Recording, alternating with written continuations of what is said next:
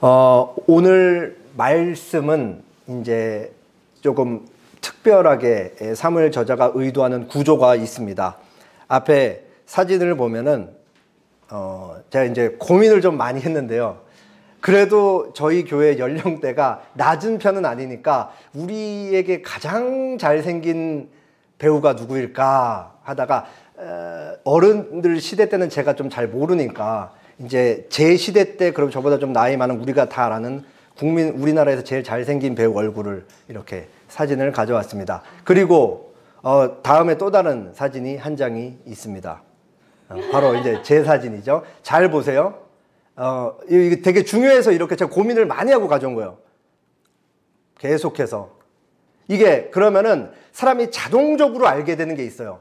아주 제일 잘생긴 사람과 못생겼다고 하긴 싫고 평범한 사람의 사진을 계속해서 대조를 하다 보면 우리가 바보가 아닌 이상 자연스럽게 알게 되는 게 있죠. 두 사람을 비교하게 되면서 한 사람은 잘생겼고 한 사람은 그렇지 않다라는 것을 알 수가 있어요. 오늘 본문이 딱 그런 거예요. 사무엘과 엘리의 두 아들, 사무엘과 엘리의 두 아들. 그래서 엘리의 두 아들은 하나님의 심판을 받고 사무엘과 그의 가족들은 복을 받았더라. 그리고 본문 속으로 우리를 끌어당겨서 당신들이 생각하기에는 어떠한 삶을 살 것인가?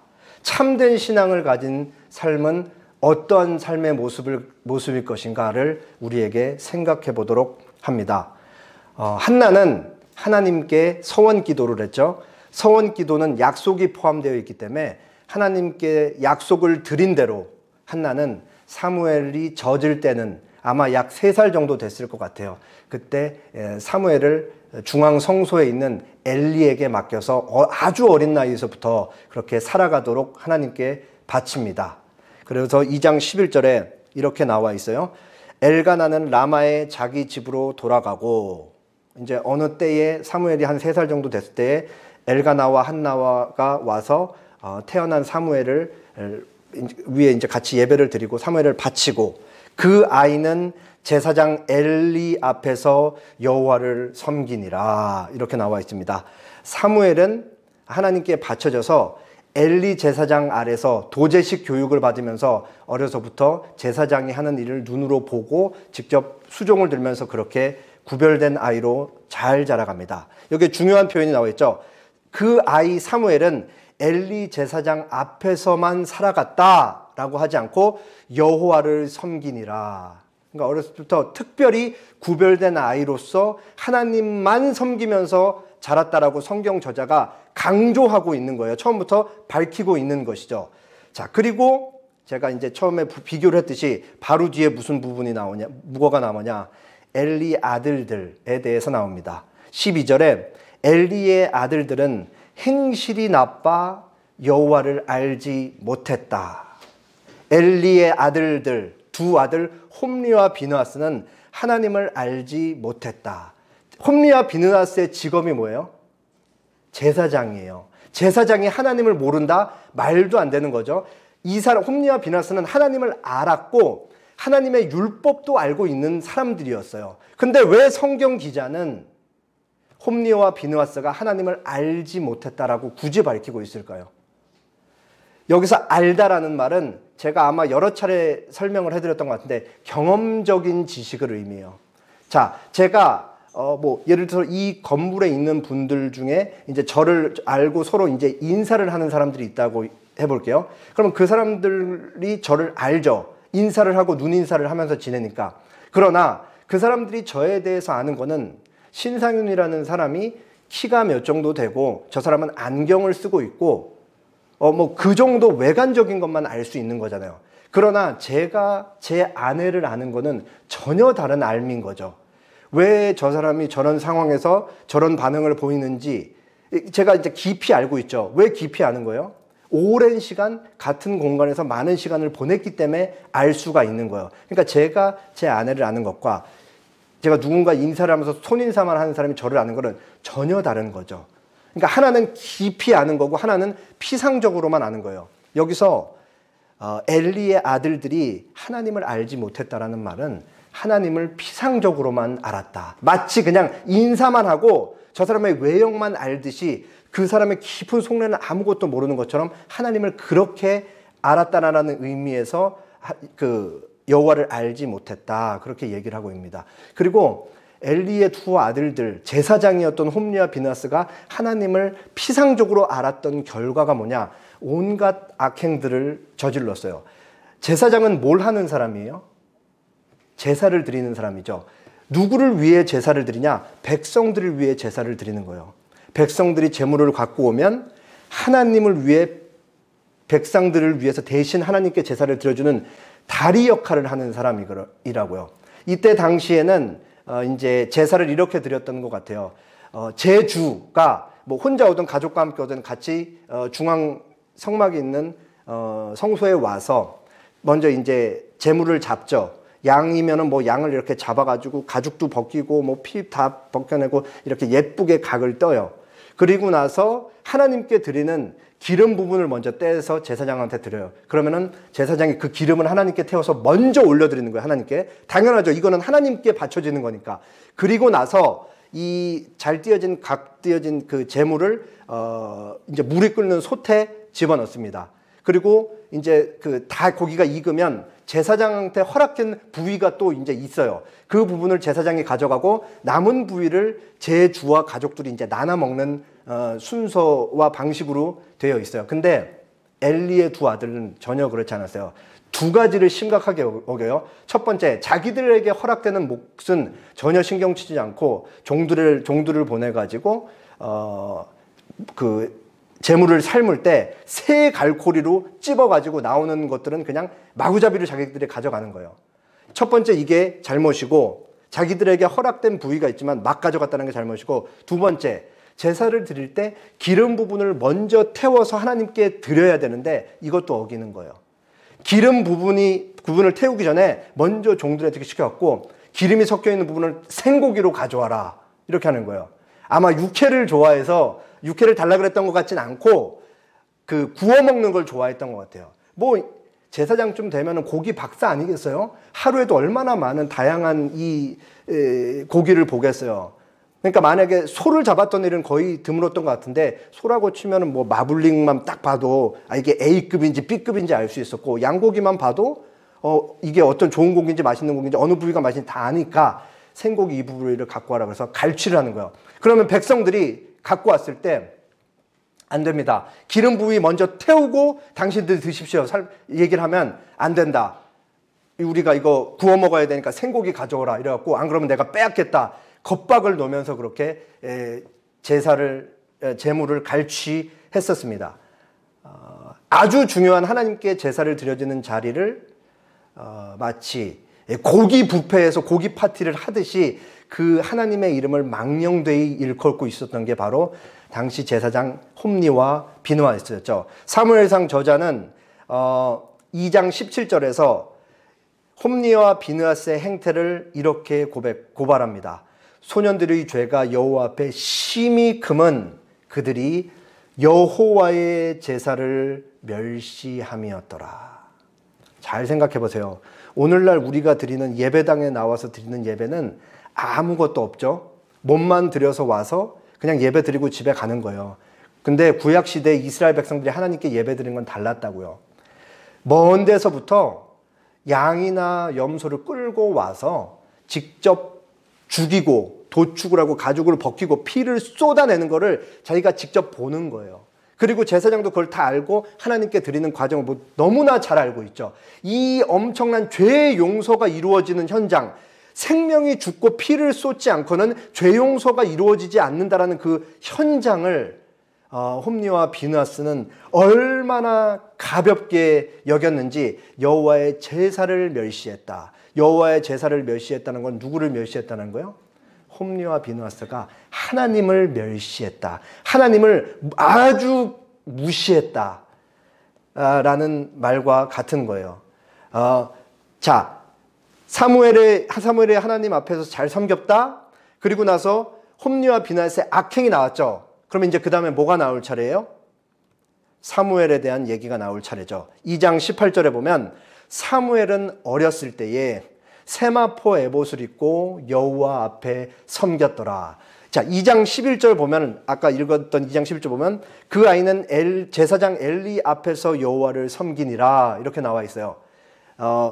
약간 다른 점이 있어요. 거의 비슷해요. 여호와 앞에 섬겼다는 말인데, 추가된 게 있고, 빠진 게 있죠. 추가된 게 뭐예요?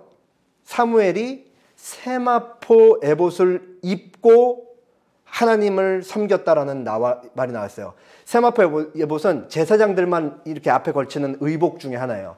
그러니까 사무엘이 세마포 에봇을 입고 하나님을 섬겼다라는 말은 철저하게 구별된 아이로 잘 자라고 있다는 것을 얘기를 하는 거고, 빠진 게 있죠. 2장 11절에 뭐가 빠졌어요? 사람 한 명이 빠졌잖아요. 엘리 앞에서. 저자가 의도적으로 뺀 거예요.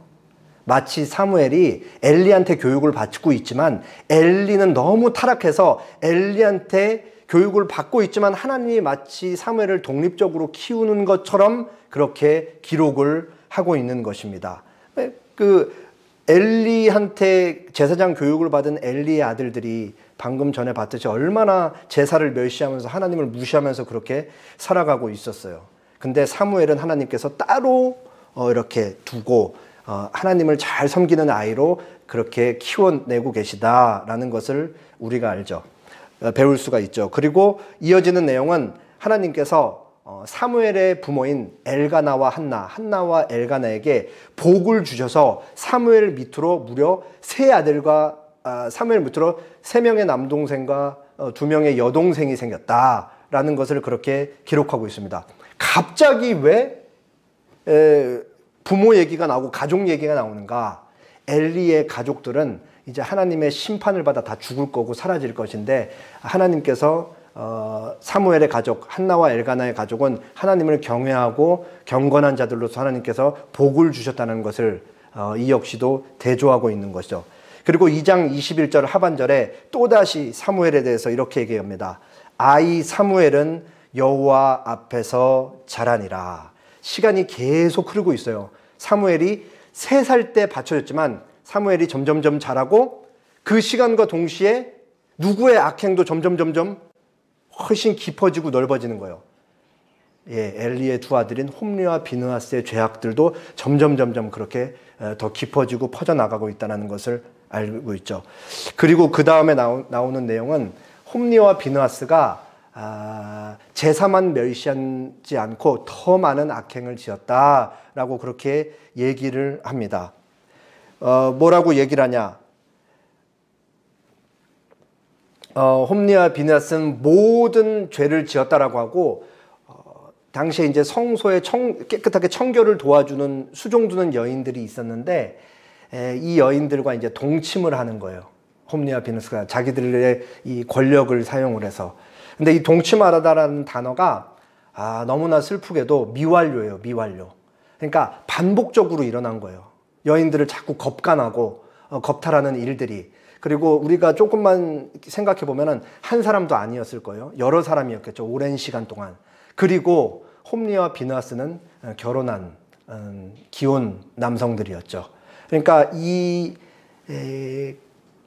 하나님께서 가장 이 지상, 구약시대 지상에서 가장 거룩하다고 하는 그 성막이라는 그 공간에서 여자들을 계속해서 그렇게 여자들과 동침하면서 그것을 더럽히고 있었던 것이 당시 제사장 홈리와 비느하스였다. 그리고 그 외에도 다른 많은 죄들을 지었을 텐데 본문에서는 여기까지만 그들의 죄를 얘기합니다.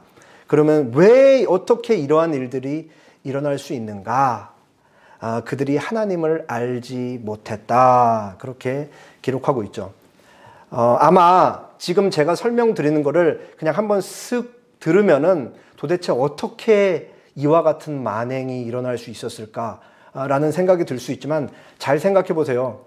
2차 세계대전 때 독일 나치치하에서 살았던 유대인들, 독일군들이 얼마나 많이 죽였어요. 그 하루에도 어마어마하게 쏟아져 나오는 시체들을 보면서 이 사람들 귀찮다고 빨리 치워버리라고 계속했잖아요. 생명이 죽어나가는 것도 타성에 젖으면 아무렇지 않을 수 있는 거예요. 맨날 재물이 받쳐주고 피 튀기는 걸 눈으로 봐도 하나님이 한번 벌하지 않으신다? 아무렇지 않을 수 있고 타성에 젖으면은 전혀 하나님을 두려워하지 않을 수 있는 거죠. 하나님을 피상적으로만 알고 있기 때문에 이러한 악행들을 저지를 수 있었던 것입니다. 홈리와 비느하스에 대한 나쁜 소문이 이제 뭐 거의 이제 막 두루두루 온 이스라엘에 다 퍼진 거예요. 그리고 당연히 이게 누구의 귀까지 들어갔겠어요? 엘리의 귀에 들어간 거예요. 그러니까 엘리가 자식들을 책망하는 거죠. 이러면 안 된다. 백성들이 너희가 행하는 이 악행들을 나한테 다 얘기하고 있다. 그만해라. 너희가 제사장으로서 직무를 똑바로 못할 뿐만 아니라 너희가 본을 보여야 되는데 너희의 이 악행들이 백성들이 죄를 짓는 대로 백성들을 오도한다. 가장 거룩해야 되는 제사장들이 이렇게 엉망으로 살고 있는데 백성들은 제사장 보면서 누가 거룩하게 살아야 된다라는 생각을 하겠어요. 그러니까 백성들을 오도하고 있다. 그러면서 이제 책망을 하죠. 그러면서 이제 엘리가 두 아들들의 죄의 핵심을 이렇게 꼬집습니다. 2장 25절 말씀이에요. 같이 한번 읽어보도록 하겠습니다. 사람이 사람에게 범죄하면 하나님이 심판하시려니와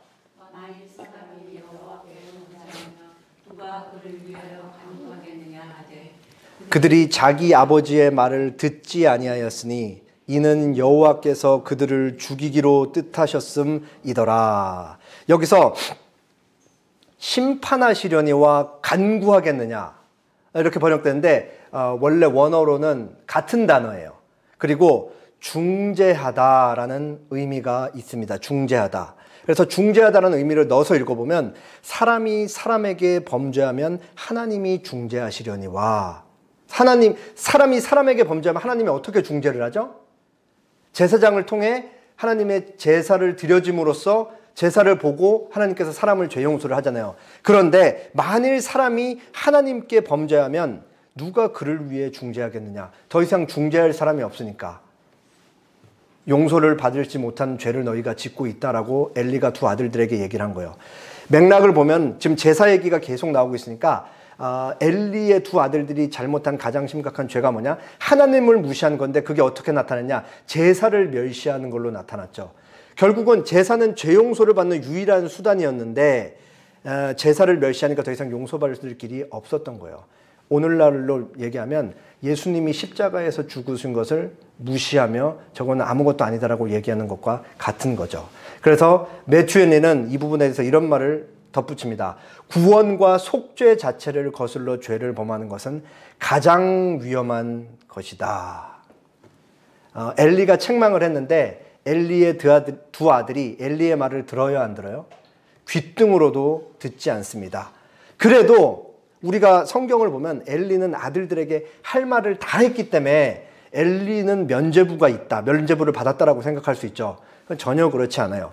자, 첫 번째 엘리의 잘못, 엘리도 똑같다라고 할 수 있냐? 심각한 잘못을 범했는데 엘리의 잘못이 뭐냐? 2장 22절에 보면 엘리가 매우 늙었더니 라고 해서 엘리가 나이 많은 사람이라는 걸 밝히고 있죠. 마치 엘리가 지금까지는 아들들의 이 만행을 한 번도 꾸짖지 않았던 것처럼, 처음 꾸짖는 것처럼 그렇게 엘리가 늙었다. 나이가 늙을 때까지 몰랐거나 꾸짖지 않았다는 것을 의도적으로 이렇게 밝히고 있다라는 것이죠. 자, 두 번째는 뭐냐? 엘리가 공범이었어요. 엘리가 아주 좋아한 게 있었어요. 2장 29절에 보면. 그게 뭐냐? 아들들이 생고기를 구우면 그걸 그렇게 좋아했던 거예요, 엘리가. 그러니까 그걸 먹고 비대해졌어요. 살이 많이 쪘어요. 그렇기 때문에 엘리도 공범인 거죠. 홈리와 비느하스가 생고기를 구워서 자기들만 구워 먹은 게 아니고 아버지도 갖다 주고 아버지가 그 고기를 너무 맛있게 먹었죠. 너무나 잘 알 거 아니에요. 삶은 고기가 와야 되는데 왜 구운 고기가 오지? 이거 맛있다. 그러면서 구운 고기 먹고 살이 잔뜩 쪘던 게 바로 엘리였던 것이죠. 그리고 마지막 동일한 2장 29절에 엘리의 가장 큰 죄를 하나님의 선지자가 와서 엘리에게 얘기해요. 그게 뭐냐? 당신은 하나님보다 아들들을 귀하게 여겼다. 아주 촌철살인을 하는 거죠. 하나님보다 아들들을 훨씬 소중하게 여겼다. 이거에 대한 안 좋은 결과가 이제 주어지는 거죠. 그러면서 이 엘리의 잘못과 엘리의 두 아들의 잘못이 나오고 오늘 본문에 무려 마지막 네 번째로 사무엘에 대해서 다시 한번 나옵니다. 아이 사무엘이 점점 자라매 여호와와 사람들에게 더욱 은총을 받더라. 그렇게 기록을 하고 있죠. 그리고 이 다음 부분에 2장 마지막 단락에서는 하나님의 사람이 와서 엘리에게 엘리의 두 아들이 죽을 것을 선언하고, 그리고 엘리의 가문이 이제 멸망할 것을 미리 예언을 해요. 그 예언은 장면에서 가장 중요한 30절 말씀만 제가 읽도록 하겠습니다. 그러므로 이스라엘의 하나님 나 여호와가 말하노라. 내가 전에 내 집에 내 조상의 집이 내 앞에 영원히 행하리라 하였으나 이제 나 여호와가 말하노니 결단코 그렇지 아니하리라. 빨간색 부분 같이 읽어볼까요? 나를 존중히 여기는 자를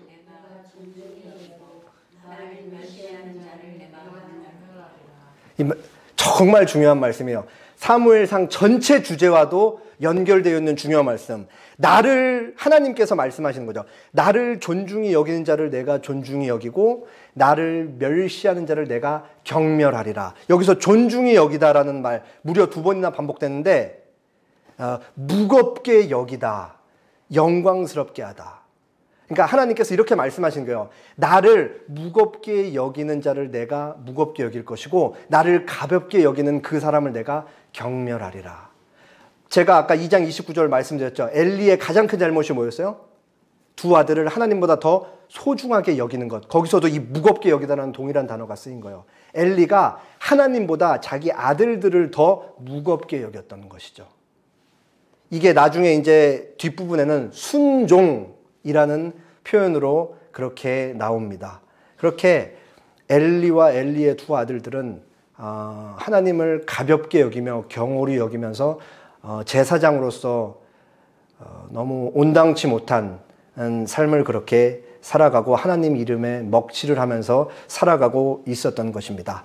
당시에 많은 사람들이 제사장을 찾아와서 제물을 드리면서 제사장으로 있었던 엘리와 두 아들들의 현직에 있었던 건 홈리와 비느하스니까 홈리와 비느하스의 행태를 보면서 환멸을 느꼈을 거예요. 환멸을.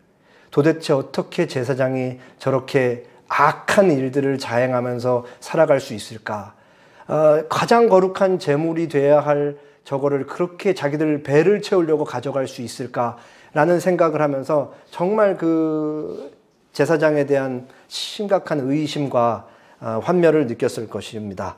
동시에 당시에 물론 이 제사장을 보면서 환멸을 느꼈던 사람들은 소수예요. 사사시대라는 배경을 생각하면 하나님 앞에 경건했던 사람이 거의 없었기 때문이죠. 어쨌든 엘가나와 한나 같은 사람들은 홈리와 비느하스를 보면서 마음에 많은 상처를 입었을 것이라고 어렵지 않게 짐작할 수 있습니다. 동시에 많은 사람들이 중앙성소에 나와서 제사를 드릴 때 사람들은 홈리와 비느하스를 보면서는 환멸을 느끼지만 사무엘을 보면서는 소망을 갖는 거예요.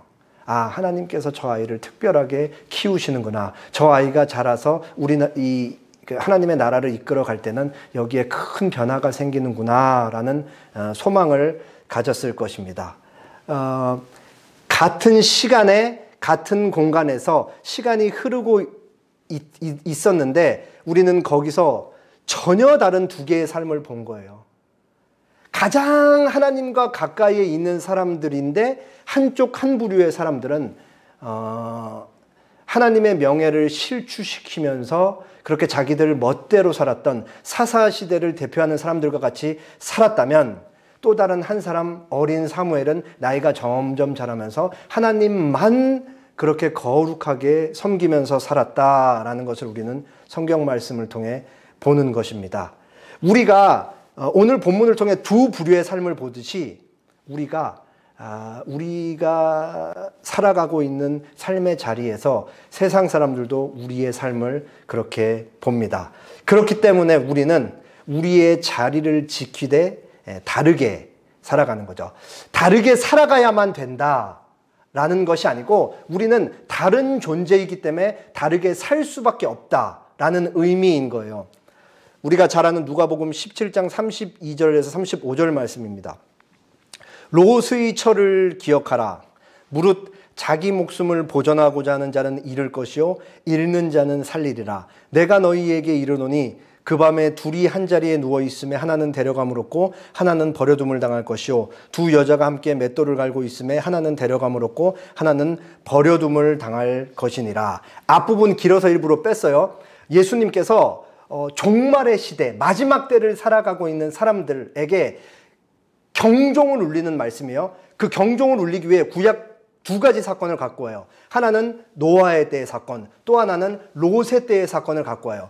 노아의 시대 때 하나님께서 노아를 통해 100년 동안 방주를 지으실 때 사람들은 단 한 명도, 노아의 가족을 제외하고는 단 한 명도 방주에 들어가지 않죠. 그때 사람들이 뭘 하면서 마지막까지 살고 있었냐? 먹고 마시고 장가들고 시집 갔다, 그렇게 얘기를 우리가 잘 알죠. 그리고 롯의 때도 마찬가지예요.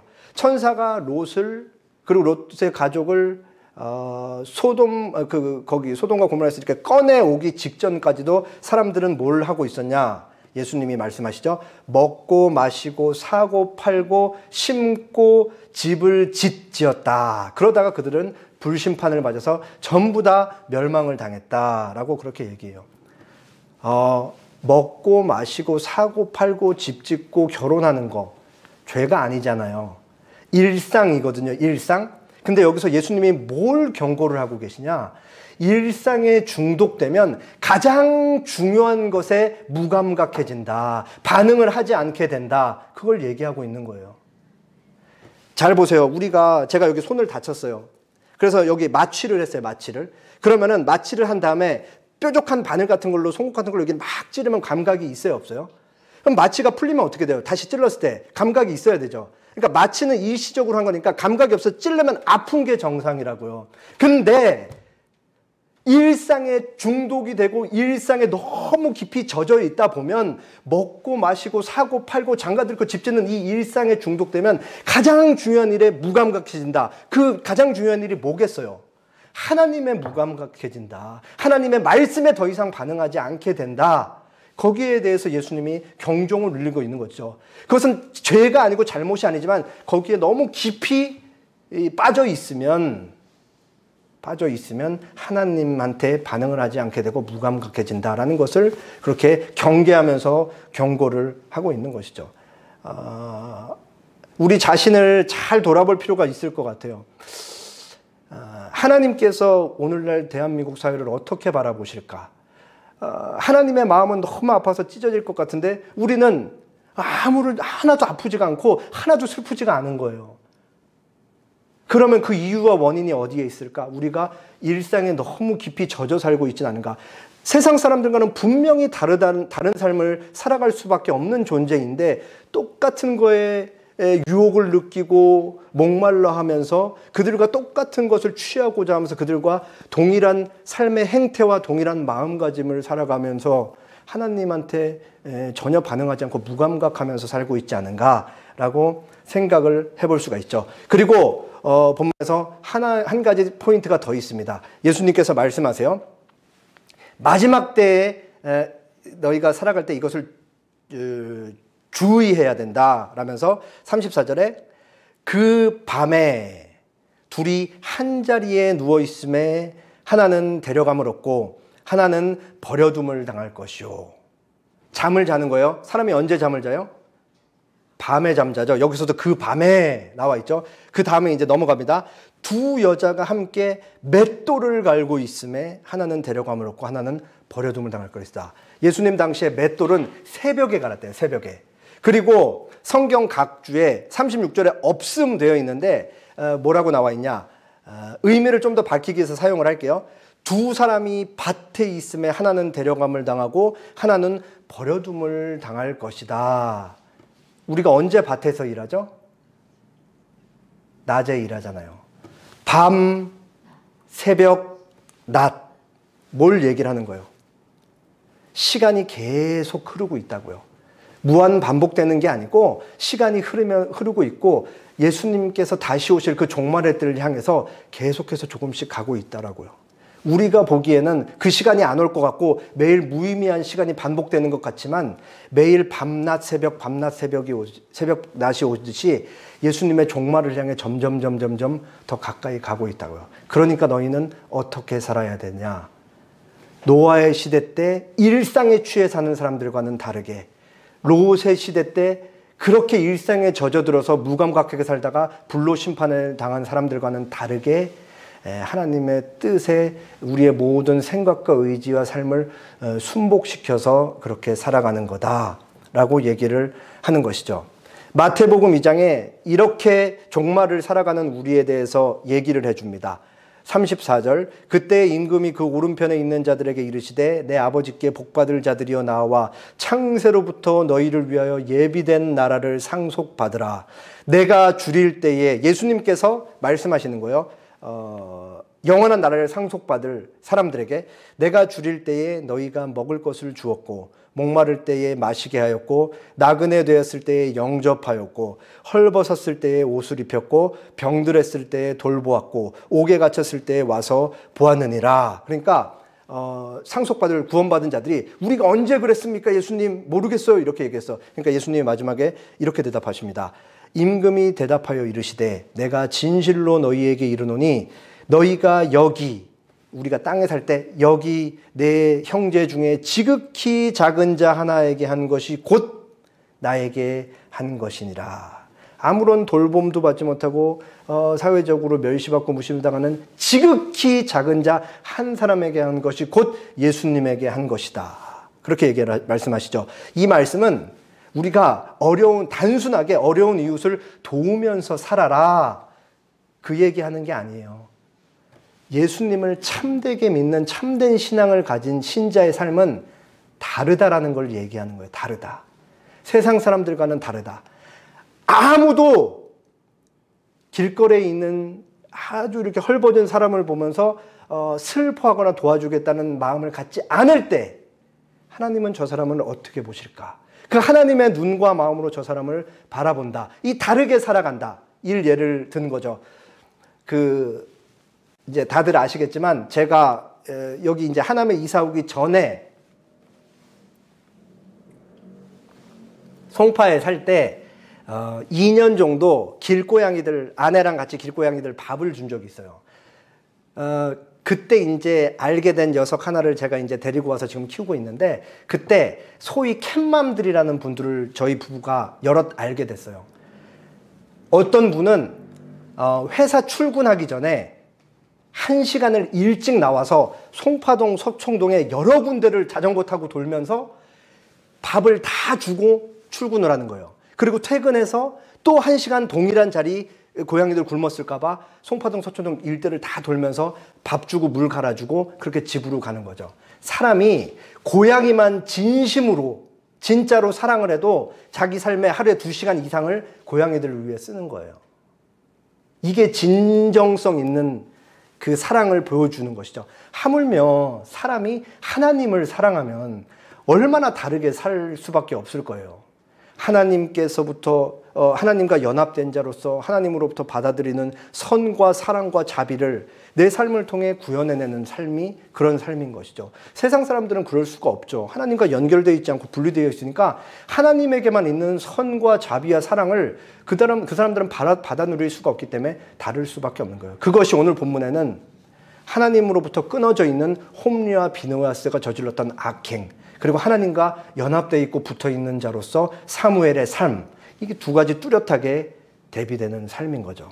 마치 제 얼굴과 아까 그 엄청난 미남 배우의 얼굴이 너무나 다른 것처럼 이 두 가지, 참신앙을 가진 자와 불신앙을 가진 자의 삶은 이토록 다르다라는 것을 우리가 알 수 있습니다. 하나님의 사람들은 반드시 자기 자리를 지키면서 살아갑니다. 오늘, 지금, 여기 내가 있는 그 자리가 하나님께서 나를 보내신 자리, 그리고 나를 통해 일하시는 그 자리라고 생각하면서 살아가는 것이죠. 2025년도에는 저희 에셀나무교회 성도들 삶의 자리가 절반 정도는 많이 바뀌었습니다. 그 자리, 바뀌신 분들이든 바뀌지 않으신 분들이든 그 자리가 하나님께서 나를 보내신 자리이심을 인지하시고 그 자리에서 이 어두운 밤하늘을 밝히는 달과 같이 우리 주변의 이 어두운 세상을 환하게 비추면서 사는 우리 모두가 되었으면 좋겠습니다. 함께 기도하겠습니다.